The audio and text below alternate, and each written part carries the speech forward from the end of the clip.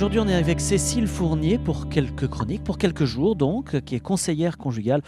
Les problématiques du couple, c'est assez prégnant dans ces périodes de confinement parce qu'il y a des retrouvailles qui sont parfois tout à fait improbables. En tout cas, elles n'ont pas été choisies, donc c'est pas forcément simple à gérer quand on travaille beaucoup, notamment. Comment on fait pour supporter son conjoint?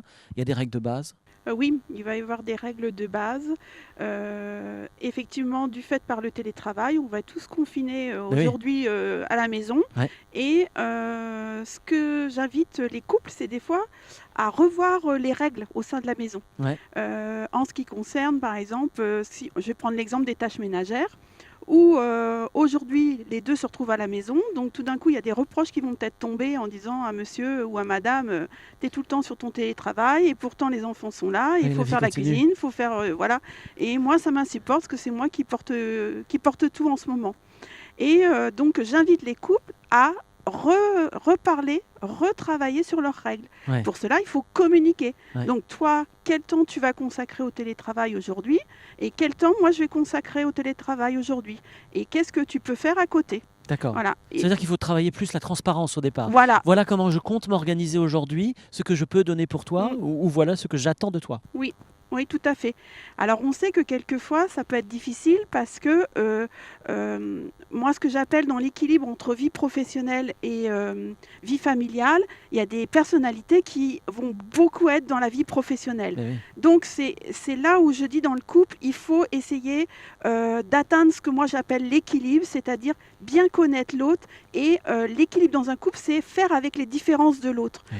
Et quelquefois, c'est de se dire, eh ben, c'est pas grave si par exemple monsieur, il va avoir occupé 70% de son temps au télétravail et puis le reste auprès des enfants ou auprès de vous, madame, il n'en aura peut-être fait moins, mais est-ce qu'il faut regarder le moins ou dans ces cas-là, vous peut-être mieux aller regarder la qualité Oui. de ce qui aura été apporté. Ça veut dire qu'il faut changer un peu de regard sur l'autre aussi et ne pas hésiter à reformuler. Il y a des gros mots, il y a des pardons qu'on peut donner, des pardons, des merci, des s'il te plaît, Voilà, etc. Enfin, il y a toute une logistique à remettre en place intellectuellement, c'est pas simple. non, c'est pas simple parce que quelquefois, ben, on se laisse par nos habitudes, voilà, on est bien comme ça, donc on se pose plus de questions. Oui, Mais des fois, le confinement, je dis des fois au couple, c'est aussi permettre de faire une pause et peut-être de communiquer entre nous et de se dire, bah, voilà où on en est aujourd'hui, qu'est-ce qu'on peut faire de plus pour nous deux ou pour la famille.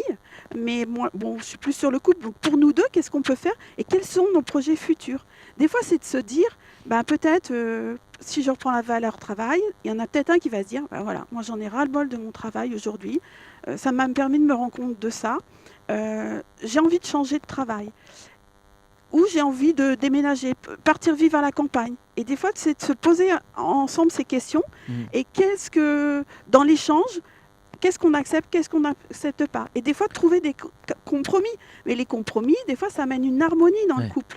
Alors, ça veut dire qu'il va vraiment falloir travailler les couples, ça veut dire qu'il va falloir peut-être structurer son temps dans la journée pour pouvoir écouter, pour pouvoir ne pas écouter aussi en disant là j'ai besoin, voilà, et il faut savoir verbaliser.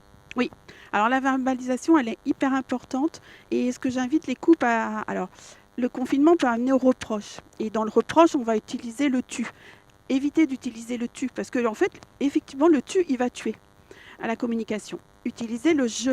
Allez solliciter vraiment ce que vous éprouvez, ce que vous ressentez. Le verbaliser. Mais avec... et celui qui écoute, je l'invite à reformuler parce qu'on ne pense pas et on ne met pas les mêmes choses pour le même mot. Et des fois, c'est de reformuler. Tu m'as bien dit, si j'ai bien compris, tu as éprouvé ça. Et en fait, quand je t'entends éprouver ça, moi, ça me fait ça. Et voilà, et c'est là on est dans l'échange, là on est dans une réelle écoute. Et ça, c'est important. Et des fois, j'utilise l'exemple du mot la prise. Si je prends le mot prise, pour moi, il peut avoir 3 significations. La prise du téléphone, la prise de judo et le verbe conjugué. Vous voyez, quand je dis il faut bien aller poser des questions pour comprendre ce que l'autre veut nous dire. Voilà, vous avez quelques clés pour le conseil conjugal qu'on peut vous donner aujourd'hui avec Cécile Fournier dans C'est le métier. On se retrouve très vite pour une nouvelle chronique.